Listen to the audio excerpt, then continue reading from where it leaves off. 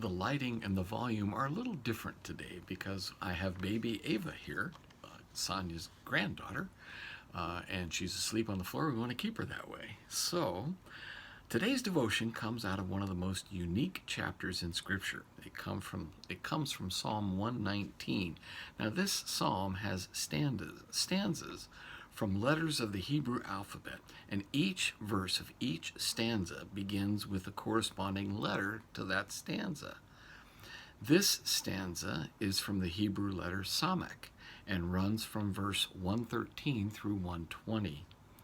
Among the many things that could draw our attention is the emphasis that David places on what the Lord does relative to David.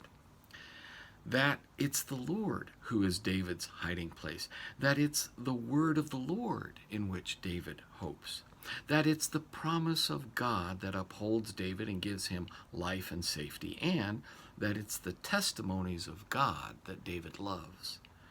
Notice it's not about David and his actions. Oh, yes, he does speak of keeping God's statutes and commands, but that is set in this stanza as David's response to what God does. David points out that the Lord is the one who discards the wicked of the earth. David has no part in the doing of that. In fact, such actions on the part of God cause David to tremble in holy fear of God and his judgments.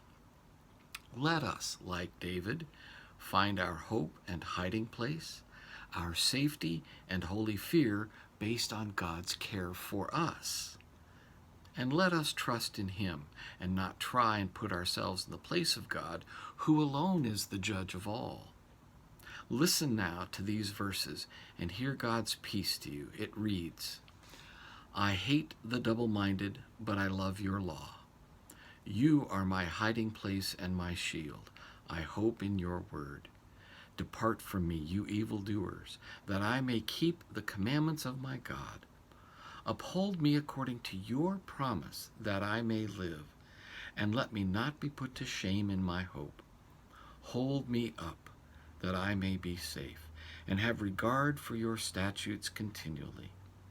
You spurn all who go astray from your statutes, for their cunning is in vain. All the wicked of the earth you discard like dross. Therefore I love your testimonies. My flesh trembles for fear of you, and I am afraid of your judgments. God's peace be with you today, and goodbye for now.